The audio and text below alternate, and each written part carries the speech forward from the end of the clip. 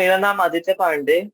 मैंने जी एडवांस 2021 में एग्जाम देके AIR 6264 रैंक लाई है।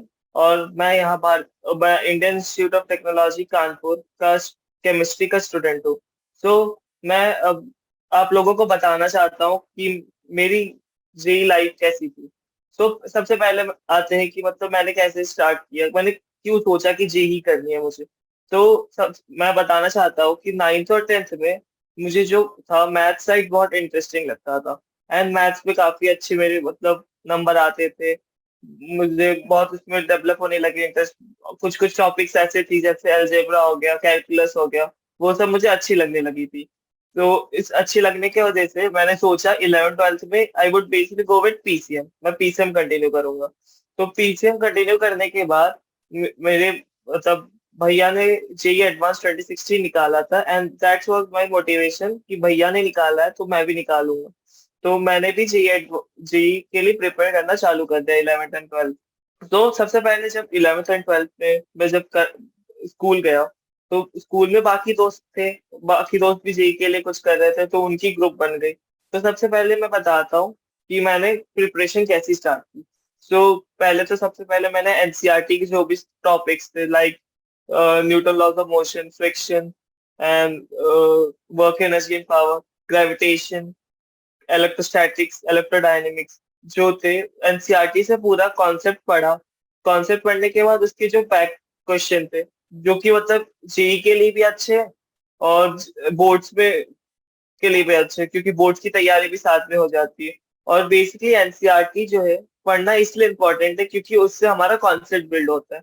नॉट जस्ट बेसिकली कि जेई एनसीईआरटी से ही पूछेगा, बल्कि अगर कॉन्सेप्ट स्ट्रांग हो गया तो बेसिकली तुम कोई भी प्रॉब्लम, मतलब चाहे कितनी भी प्रॉब्लम है, वो तुम सॉल्व कर लोगे, चाहे वो।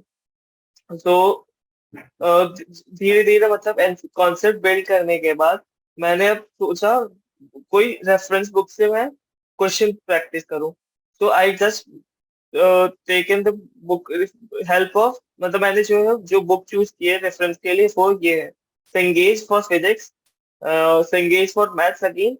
एंड केमिस्ट्री के लिए मैंने मतलब RC Mukherjee and NCERT was sufficient because JEE Mains में जो क्वेश्चन आते हैं, हैज वी ऑल नो, मतलब तुम सभी जानते हो कि मतलब जो जेई के क्वेश्चन होते हैं केमिस्ट्री के, वो एनसीईआरटी बेस्ड होते हैं फुल्ली। एंड बेसिकली अगर तुमने एनसीईआरटी 2 3 बार कर ली है केमिस्ट्री के लिए, तो मतलब मान लो तुम आराम से 95% 96 परसेंटाइल स्कोर कर सकते हो जेई में, because everything is theory based in chemistry.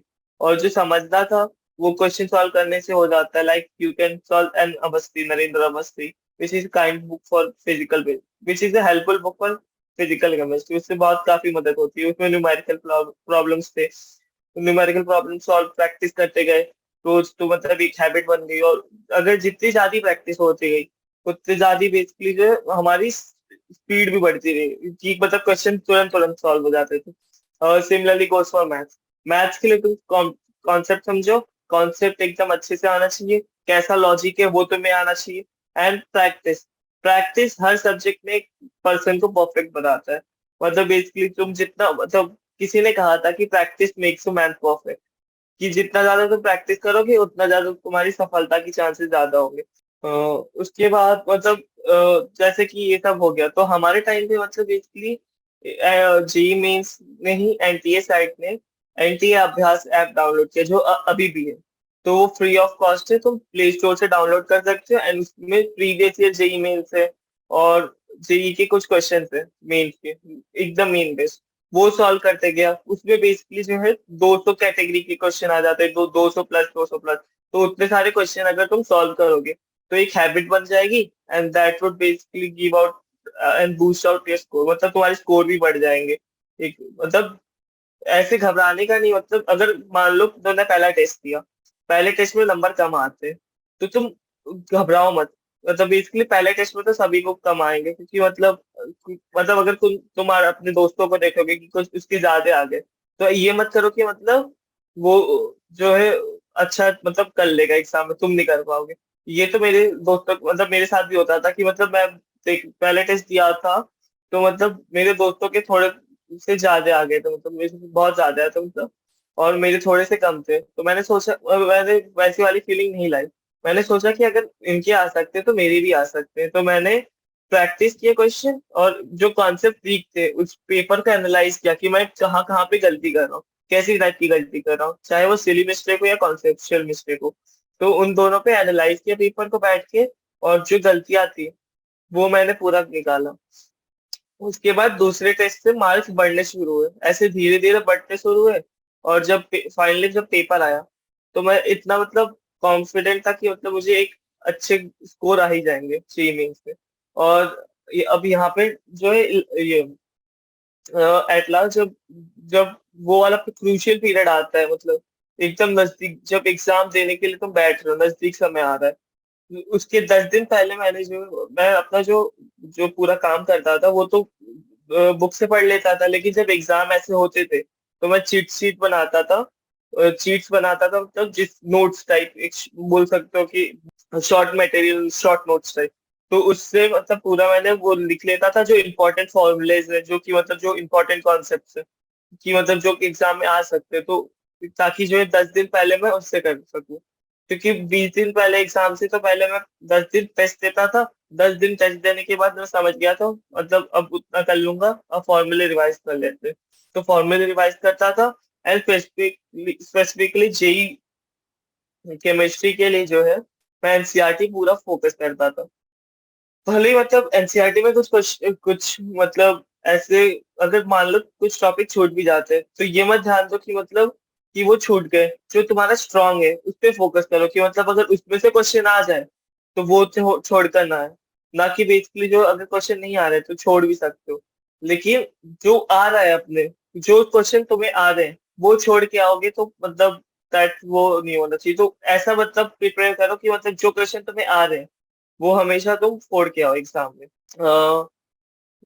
सो फिर जैसे ही मतलब एग्जाम हुए, जेई मेंस के बाद मैंने भी ये अपना मैंने जेई मेंस का परसेंटाइल देखा। जेई मेंस में परसेंटाइल मेरी अच्छी आ गई, दैट इज 99.3 परसेंटाइल, क्योंकि जिस पे मेरी रैंक 7386, अंडर 10,000 रैंक मुझे एक्सपेक्टेड थी। जब मैं पेपर दे के आया था, इतना कॉन्फिडेंट हो गया था कि 10,000 के अंदर रैंक आ जाएगी मेरी।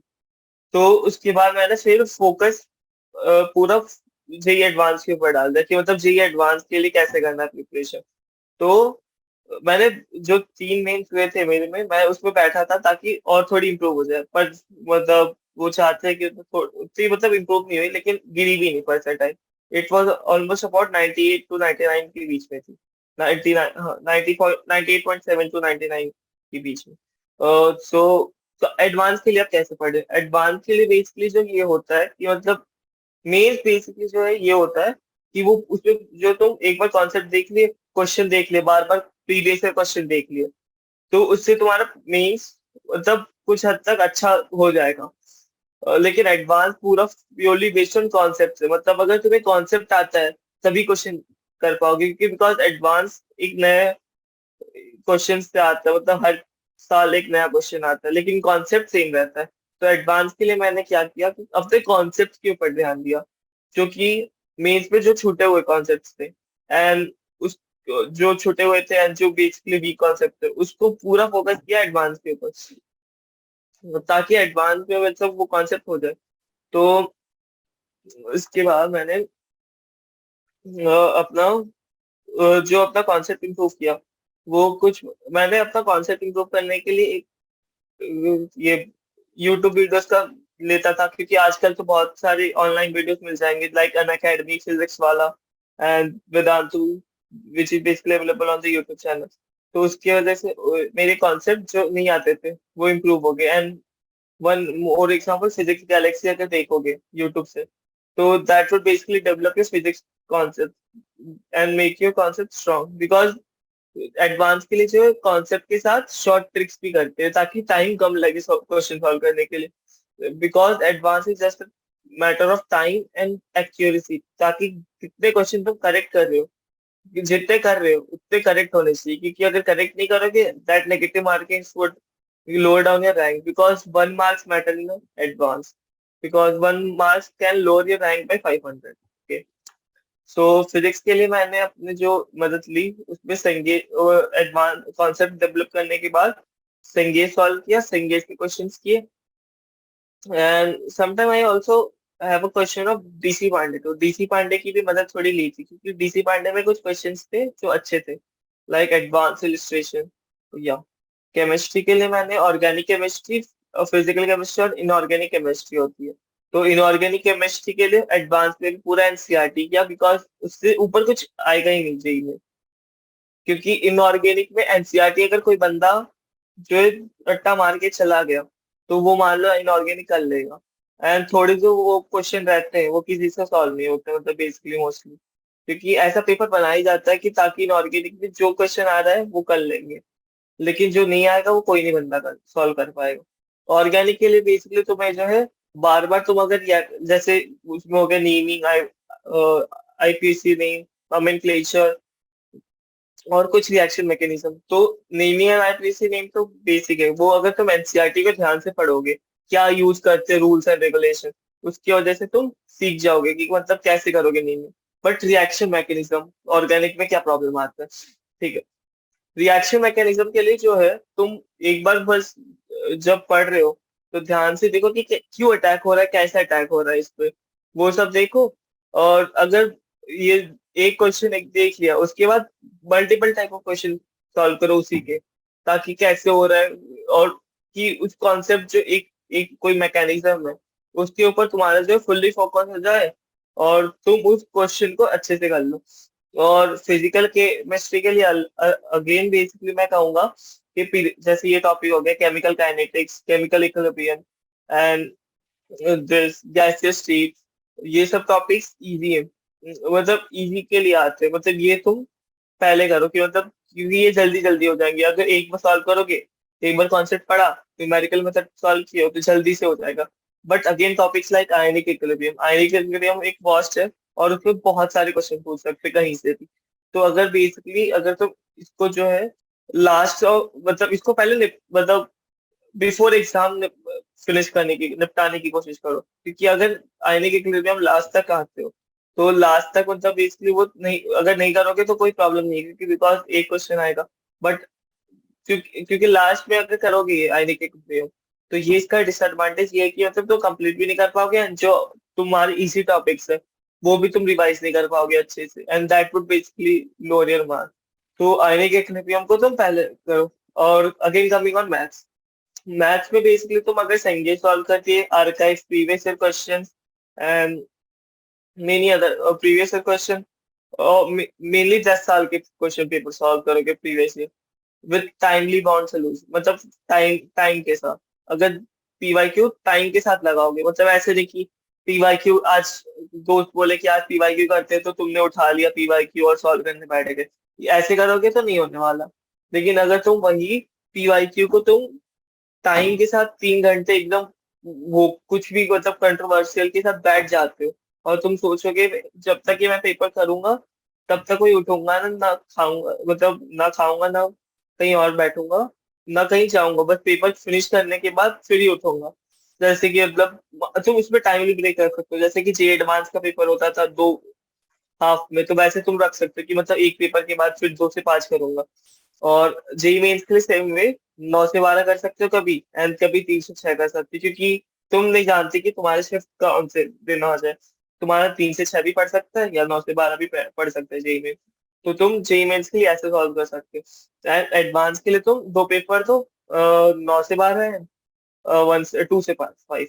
तो ये क्वेश्चन पेपर सॉल्विंग की स्ट्रेटेजी होगी, मतलब पेपर प्रीवियस पेपर को कैसे सॉल्व करें, कि 9 से उसको 2 पार्ट में डाल लो, एडवांस को 9 से 12 और 12 से 2 से 5, सॉरी। उसके बाद फिर जेई मेन्स को जो है तुम 9 से 12 या तो 3 से 6 में से किसी एक पार्ट में दे दो, क्योंकि दोनों से पढ़ सकते हो। तो ऐसे नहीं कि मतलब अगर तुम 9 से 12 कर रहे हो एक दिन तो दूसरे दिन मतलब उसी दिन 3 से 6 करो, दूसरे दिन 3 से 6 करो, क्योंकि तो मतलब सफिशिएंट जेई मेन्स के लिए जो है एक पेपर 1 डे हो गया। और एटलीस्ट तुम वीक में 3 पेपर तो करो, मतलब क्योंकि 3 पेपर इज सफिशिएंट, मतलब एक हर एक बंदा कर सकता है 3 पेपर पर डे, मतलब वीक में, पर वीक। तो अगर 3 पेपर जो है पर वीक करोगे तो टोटल मंथ में कितने, मतलब टोटल मंथ में तो 4 वीक होते हैं, तो तुमने 21 पेपर सॉल्व कर दिए, तो तुम्हारी जो concept of solving paper and basically तुम जो है बढ़ जाएगी, तुम्हें पता चल जाएगा कि तुम गलती कहाँ कर रहे हो, कि सिली मिस्टेक्स कहाँ हो रही है और तुम्हारा कॉन्सेप्ट कौन सा है।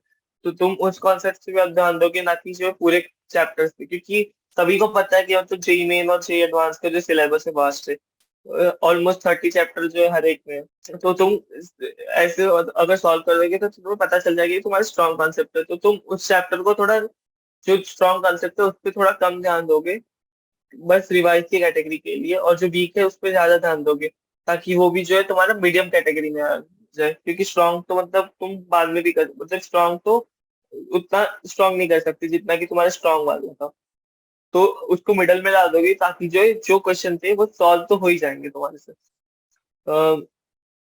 मैथ्स के लिए जैसे कि मतलब मैं बताना चाहता हूँ, एडवांस के लिए अगर कुछ इंपॉर्टेंट टॉपिक्स है एडवांस में, जो कि तुम मैथ्स में जरूर मतलब वो कर सकते हो, जैसे कि एडवांस में हो गया, तुम कैलकुलस पे दे सकते हो, जैसे डिफरेंशियल इक्वेशंस। डिफरेंशियल इक्वेशंस मतलब एक दो तीन क्वेश्चन तो रहेंगे, इंटीग्रेशन से 2 question, both definite and indefinite, and you can look out on ये फंक्शन, मतलब दे सकते, क्योंकि कभी आता है कभी नहीं आता है, तो फंक्शन पे भी ध्यान अच्छे से दो ना, लेकिन मतलब। और जो बुक है वो संगेज इज बेसिकली सफिशिएंट, और उसके बाद पीवाई की सॉल्व कर दो both JEE Mains and advance के लिए। तो फिर इतना सा मैंने किया, उसके बाद फिर जेई एडवांस का पेपर आया।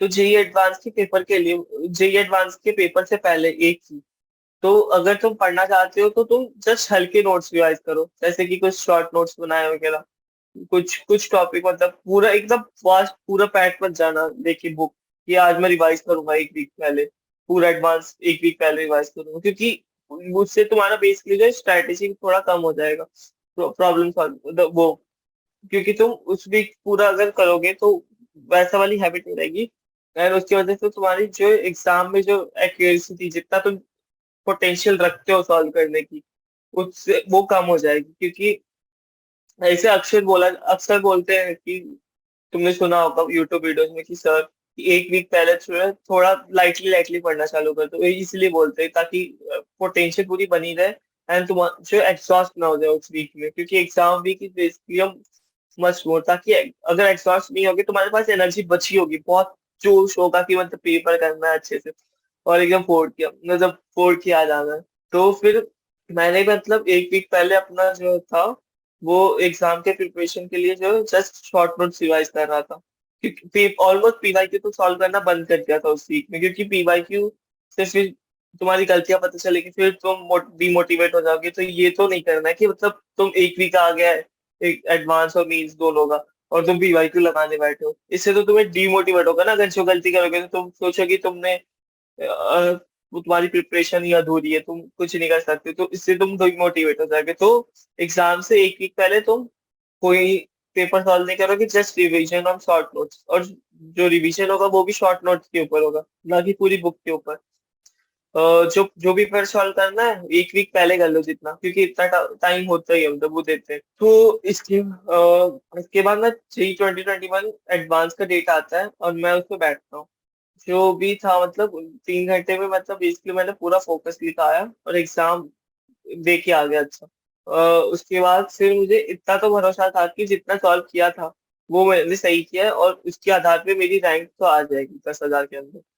तो फाइनली जब की आती है तो मैं अपने मार्क्स मिलाता हूँ, तो मेरी मार्क्स जो है ऑलमोस्ट जितनी आनी थी उतनी आई थी, बट मैंने थोड़ा सा वो अफसोस कर रहा था कि मैं जो क्वेश्चन थे वो सॉल्व, सिली एरर्स नहीं हुए रहते तो थोड़े और मार्क्स ज्यादा आ जाते।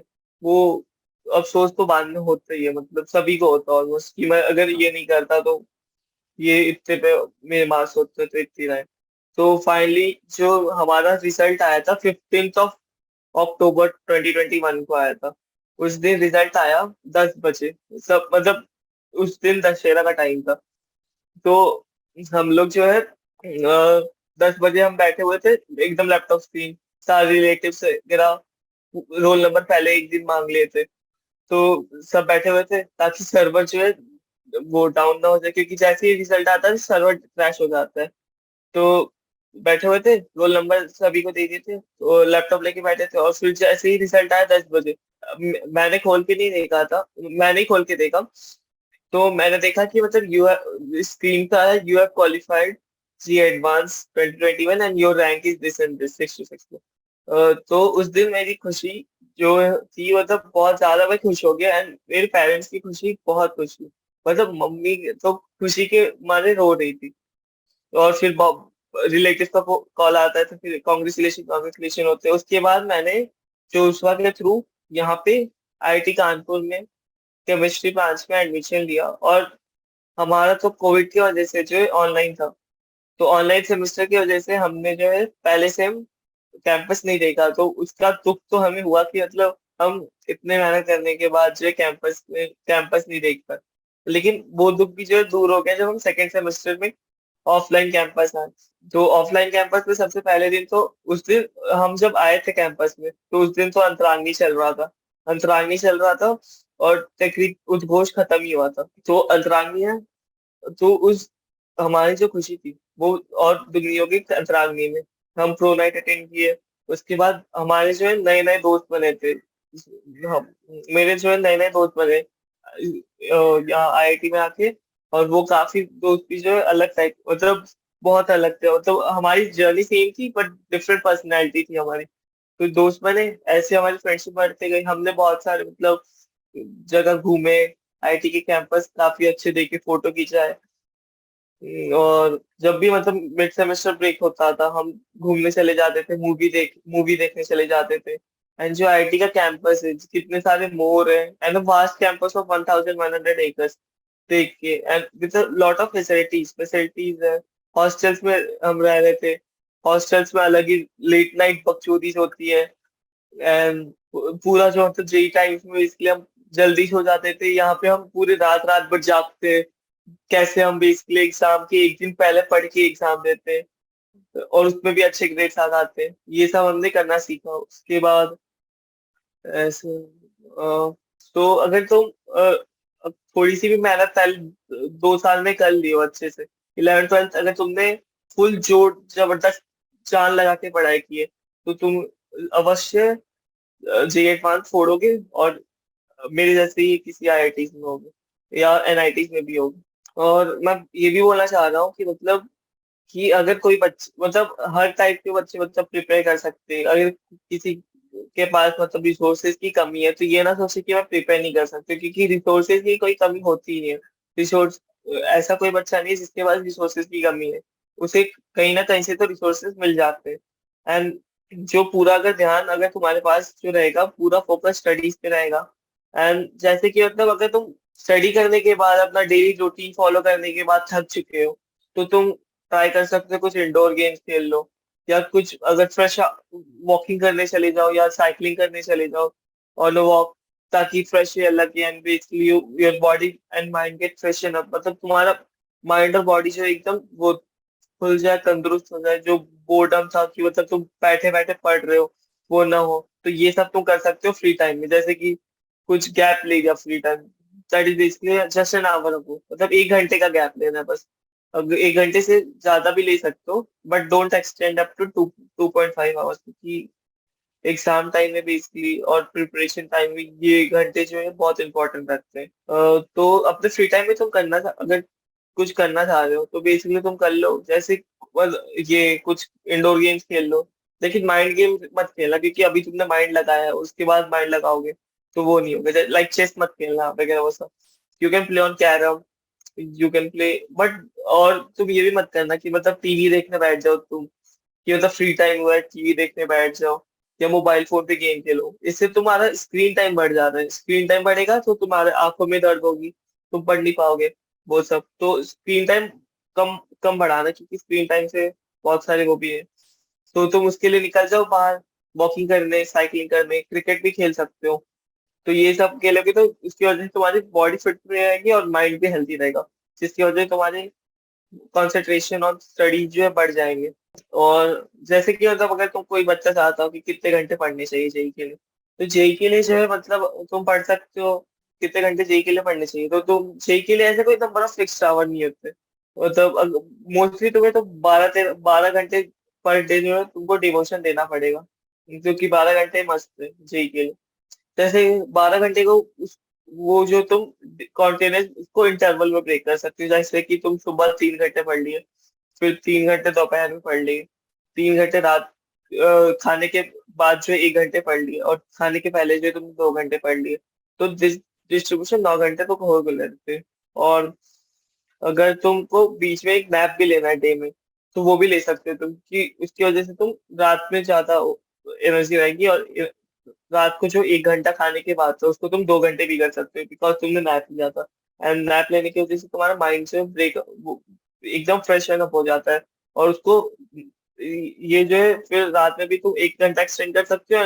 नैप लेने के बाद भी जो है तुम अगर उठोगे तो फ्रेश रहेगा तो पढ़ सकते हो। उसके बाद फिर 1 घंटे खेलने चले जाओगे, तो 10 घंटे तो यहाँ पे डे पे हो ही जा रहे हैं। ब्रेक करने के बाद कॉन्टिन्यूस इंटरवल में 3 सुबह, 3 दोपहर में, 3 नैप लेने के बाद, 1 नैप लेने के बाद उसके बाद खेल लो कुछ 2 घंटे। उसके बाद फिर खाने से पहले 2 घंटे पढ़ लो, और उसके बाद फिर 1 घंटे। तो यहाँ ऑलमोस्ट बेसिकली यहाँ अगर मिलाओगे तो बेसिकली 10-12 घंटे हो जाएंगे। तो 10-12 घंटे पर डे जो है सफिशिएंट है जेई क्रैक करने। और जो सबसे पहले जेई क्रैक करने के लिए जो सबसे पहले मोस्ट इंपॉर्टेंट क्राइटेरिया है कि कॉन्सेप्ट स्ट्रांग होने के साथ तुम्हें जो है सिली मिस्टेक्स भी कम करनी है। क्योंकि सिली मिस्टेक करोगे तो तुम्हारे रैंक को इनडायरेक्ट वो डायरेक्टली अफेक्ट करेगा, तुम्हारी रैंक उतनी नीचे गिरेगी। तो सिली मिस्टेक्स को अवॉइड करने के लिए तुम कर सकते हो कि जो तुमने गलती की है पेपर में वो बार बार ना हो। तो तुम उसको बार बार प्रैक्टिस कर सकते हो, या एनालाइज करो कि क्यों गलती कर रहे हो तुम। या टाइम है, या तुम बेसिकली वैसे कैलकुलेशन मिस्टेक कर दे रहे हो क्योंकि टाइम प्रेशर की वजह से। और टाइम की वजह से तो तुम फास्ट करने की हैबिट डालो, जितने क्वेश्चन करोगे, जितने प्रैक्टिस करो, कितनी जल्दी ज्यादा और फास्ट करोगे, क्योंकि टाइम उसके हिसाब से स्पीड बढ़ेगी और टाइम कम लगने लगेगा उस पेपर में। और फिर जो अपना कैलकुलेशन मिस्टेक है, कैलकुलेशन मिस्टेक तो अनअवॉइडेबल, मतलब उसको तो अवॉइड करना है। तो अगर तुमको ध्यान से एकदम कॉन्सेंट्रेट होके कहीं और जाना ही नहीं चाहिए, तुम्हारा ध्यान वैसे लगा के करना पड़ेगा। तो इससे तुम कैलकुलेशन मिस्टेक और सिली मिस्टेक को करने के लिए जो है तुम पूरा फोकस रखो इस पे, मतलब क्या कर रहे हो, कोई और मतलब तू एक क्वेश्चन कर रहे हो तो उसी क्वेश्चन को करो। लेकिन अगर वो क्वेश्चन नहीं हो रहा था तुम छोड़ सकते हो, क्योंकि ये नहीं है कि तुम्हें वही क्वेश्चन आना चाहिए। एग्जाम में ये मायने नहीं रखता कि तुम वो क्वेश्चन हार्ड क्वेश्चन करके आ रहे हो या नहीं करके आ रहे हो। ये मायने रहता है कि तुमने कितना किया है एंड वो सही किया है कि नहीं।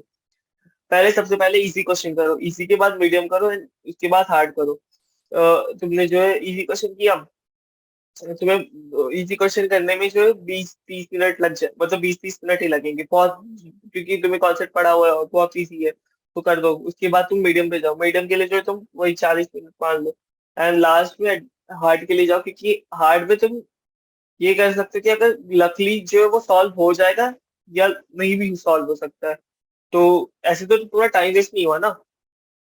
टाइम वेस्ट मतलब बेसिकली नहीं करना एग्जाम में। और अगर तुम्हारी प्रिपरेशन एकदम स्ट्रांग आ रही है, तो अब जैसे कि मैं अपना एग्जाम टाइम में जो था, एग्जाम देने जब जाता था तो पेपर को अटेम्प्ट करने का तरीका ऐसा था कि मतलब मैंने डिसाइड कर लिया था कि पहले मेरा मुझे कौन सा सब्जेक्ट करना है। तो मैं ऐसे फॉलो करता था अपनी strategy, chemistry, maths and physics. क्योंकि केमिस्ट्री मतलब ऑलमोस्ट सभी बोलते हैं कि वो आधे घंटे में हो जाती है, तो इसलिए केमिस्ट्री फॉलो करता था। केमिस्ट्री हो जाने के बाद फिर मैथ्स मेरा जो है इंटरेस्टिंग टॉपिक था, जैसे कि मैंने बताया 9th और 10th 11th 12th में भी कंटिन्यू हो गया। तो उसकी वजह से मैथ सॉल्व करता था, क्योंकि उसमें मेरे को ऐसा जब ऑर्डर फॉलो करता था तो कम टाइम लगता था, क्योंकि मैं कर लेता था अच्छे से। और फिजिक्स थोड़ा सा वीक था, तो इसलिए मैंने जो उसे लास्ट में करता था। और ऐसा था कि मतलब जो फिजिक्स में करता था वो सही करता था ऑलमोस्ट, क्योंकि अगर तो मेरे एडवांस में मैंने जो फिजिक्स सॉल्व किया था, मेरी एक्यूरेसी एकदम उसमें 100% थी, क्योंकि जितने क्वेश्चन सॉल्व किए थे मैं उतने करेक्ट हो गए थे। और बेसिकली अगर तुम्हें प्रिपरेशन टाइम में देखा जाए, तो प्रिपरेशन टाइम में सबसे इम्पोर्टेंट जो है सेल्फ स्टडी के साथ ग्रुप स्टडी भी है। मतलब जो जेई के फ्रेंड्स है, अगर तुम उनके साथ मिलके तैयारी करते हो तो ग्रुप स्टडी ज्यादा इंपॉर्टेंट दे देती है, क्योंकि बेसिकली उससे तुम्हें दूसरे लोगों के डाउट भी पता चलते हैं कि कैसे डाउट मतलब हो सकते हैं, कैसे डिफरेंट टाइप ऑफ मेथड पता चलता है कि कैसे उस क्वेश्चन को कैसे करेंगे। 2 टाइप के मेथड सॉल्व करोगे कि मतलब कौन सा छोटा मेथड है, कौन छोटा मेथड ही करेंगे। सो एट लास्ट मैं ये बोलना चाह रहा हूँ कि मतलब जो प्रिपरेशन टाइम है वो एक बहुत क्रूशियल टाइम है। और उसमें जो मैंने बताई स्ट्रेटेजी है कि मतलब कि कैसे पढ़े, वो फॉलो करो कि जब भी पढ़ रहे हो तो कंसंट्रेट करो, खेलने के टाइम पे खेलो। उस पे कोई रुका ही नहीं है, मतलब रोकना नहीं है कि खेलना है ही नहीं। तुम जितना खेलना चाहते हो खेलो। ऐसा नहीं कि मतलब 3 घंटे खेलने लगे तो मिनिमम टाइम डिसाइड कर लेना, 1 घंटे 2 घंटे बस सफिशिएंट है। क्योंकि 24 आवर्स में अगर तुम जो है 10 घंटे 12 घंटे निकाल रहे हो तो मतलब तुम एक अच्छा रैंक ला सकते हो जेईई में।